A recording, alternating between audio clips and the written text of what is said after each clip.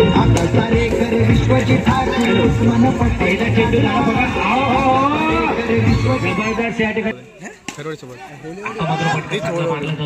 संख्या होती ती 5.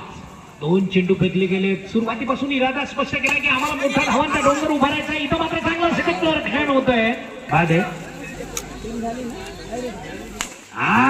जबरदस्त मित्रांनो. ओराम घेऊन भरपूर धावा निघाल्या आणि मला वाटतं निश्चितच एमपीएल स्पर्धेचा विजयनिशी संघाची धावसंख्या होती ती 9. दमदार हॅलो नको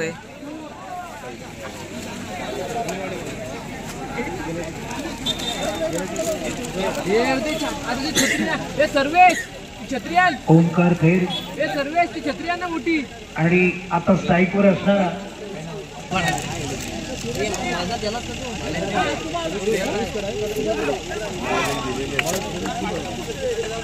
गोलंदाज आहे तो या वेळेला रोशन.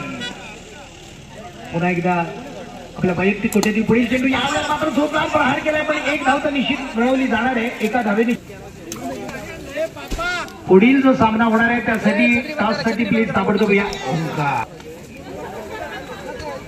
मोर्या वरची पेठचा बाद. अशा प्रकारची अवांतर धाव थोडस टाळलं पाहिजे. यावेळेला मात्र सुरेख फटका आणि या पैकी धावा मिळतात मित्रांनो. 4 धावा. सुरेख फटका. एकदा बॅटच्या सानिध्यात चेंडू आला तर मात्र चिकट चालू असताना एक चांगला मोठा धावांचा डोंगर उभारायचा आणि विरुद्ध संघाला उभारी देऊन द्यायची नाही. तर या ठिकाणी स्वर्गीय राहुल दादा 11 चिंचवाडी संघाकडून जरा पोल जवळ असले डीएससी वाले छत्रीवाले जरा असे मागत सरकार. जोरदार फटका चढवलाय. जोरदार प्रहार केलाय पण किती धावा मिळतात बघूया. मला वाटतं ओलेवाडी संघानं नाणेफेकीचा कौल जिंकून क्षेत्ररक्षण स्वीकारलेलं आहे. धन्यवाद. अतिशय चांगलं षटक फेकावं लागणार कारण समोर आक्रमण करणार. हो आनंद होऊ शकते म्हणून आपणाला विनंती आहे रिस्क घेऊ नका. सुरेख चेंडू होता. चांगलं क्षेत्ररक्षण केलं होतं पण किमान रुमाल तरी घ्या. बॅट सटकणार नाही. बॅटचा दांडा जर हातातून निसटला तर समोर क्रीडा रसिक आहेत त्यांच्या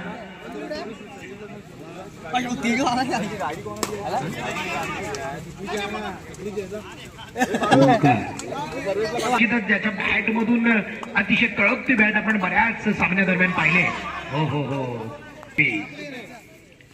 30 आणि अंतिम षटक फेकलं जाते. पुन्हा एकदा 1 धाव तर घेतली जाणार. एका धावेनिशी संघाची धावसंख्या होती. त्यासाठी बाहेर असणारा मशहूर असणारा ओमकार खैर आणि जबरदस्त फटका मारला जातोय आणि चौकार. पंच जगदाळेच्या आमच्या बाजूने कोण येते आणि चांगल्या प्रकारचा सन्मानजनक स्थिती आपल्या संघाला दिली जाते. वाईट चेंडू घोषित केलाय. धावसंख्या होणार आहे ती 6. स्वतः एक चांगल्या प्रकारची सन्मानजनक स्थिती दिली पण इथं मात्र रोशनला रोखणं खूप कठीण आहे. शैलेश ताळमेळ थोडासा बिघडला. त्यांचं खऱ्या अर्थाने एक चांगलं योगदान आहे. दादांचं या ठिकाणी आपण कौतुक करूया. विनंती करूया की सन्मानपूर्वक आपण या ठिकाणी विराजमान व्हायचंय. फलंदाज बाद होतोय. पण मित्रांनो आता गंमत पहा कारण या ठिकाणी 27 धावा 27 धावा धावपलकावर लावण्याची गरज आहे. ओमकार पुन्हा एकदा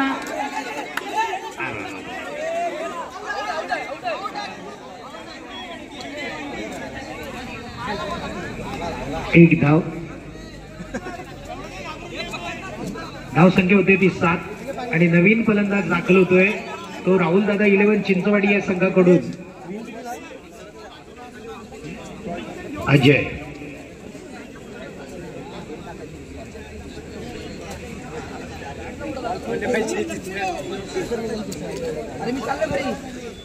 ओमकार गैर पुन्हा एकदा सुरेख चेंडू होता जो नीटचा फलंदाजाला समजला नाही. अजयला मात्र या ठिकाणी लगभग बांधून ठेवल्यासारखं काम केलं ते ओमकार खैरनं. आणि पुन्हा एकदा गोलंदाजीसाठी सज्ज होणार आहे तो ओमकार खैर. त्याच्यामुळे थोडंसं नियंत्रण या ठिकाणी पकड सामन्यावरती मजबूत करण्याचा इरादा.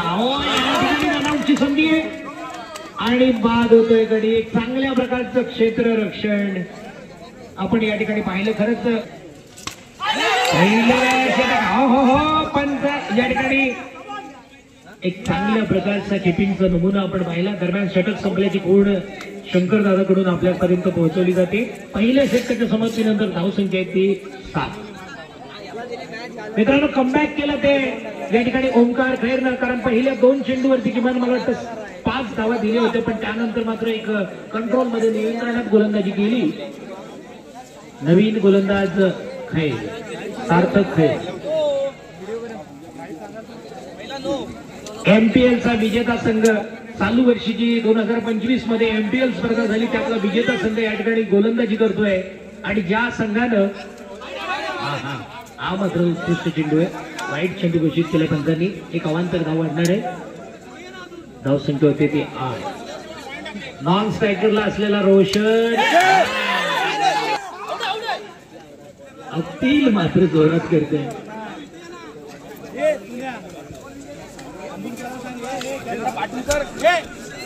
धावची होण्याची चांगली संधी होती मित्रांनो.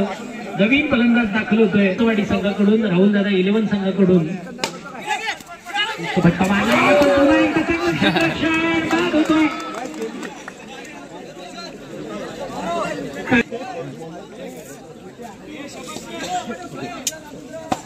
निश्चितच चांगल्या प्रकारचं आपण क्षेत्ररक्षण पाहिलं, दमदार क्षेत्ररक्षण. आता मात्र संपूर्ण कारनामा करण्याची गरज आहे. ती रोशनला अपील केलं जातं. काय ठरतं बघूया.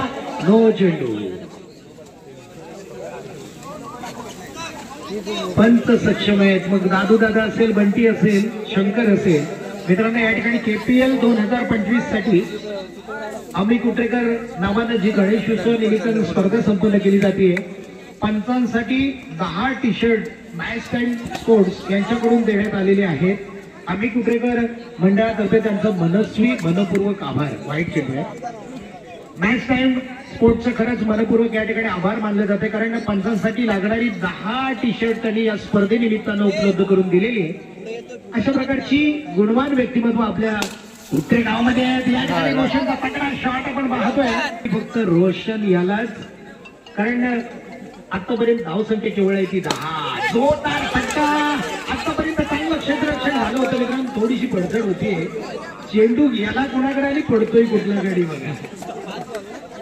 पावसाळी सीझनची गणेशजी साळी साहेब हीच मोठी गंमत आहे, पण हीच खरी कसरत आहे. धावसंख्या होती आहे ती 11. दुसरं षटक चालू असताना धावसंख्या 11. 5 चेंडू शेवटचा 1 चेंडू वेगळं बाकी आहे. 4 चेंडू.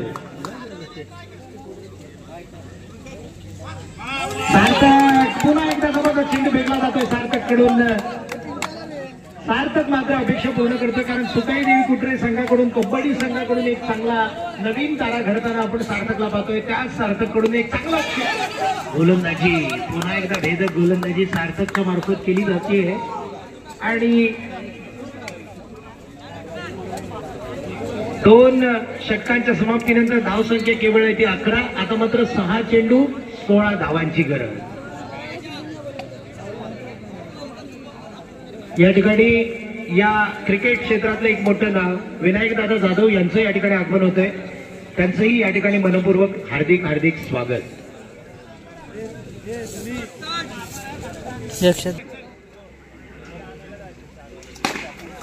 गोलंदाज आहे तो यावेळेला मंदार. चेंडू अडवला गेलाय. मंदारनं तेज दरबार चांगली गोलंदाजी करणं गरजेचं आहे. अचूक टप्प्यावर चेंडू फेकणं गरजेचं आहे. बघूया काय घडतं. मंदार पुन्हा एकदा रोशनसाठी या वेळेला मात्र सूर एक फटका. आता कारनामा सिद्ध करावाच लागणार आहे, कारण शैलेश बाद झालाय. चांगले फलंदाज बाहेर गेल्यानंतर धावसंख्या येते केवळ खाली 16. 4 चेंडू मध्ये 11 रोशन आता चालू पुढची मॅच करावीच लागणार. संपला आले एक इनिंग शेवटची. 4 चेंडू 11 धावा.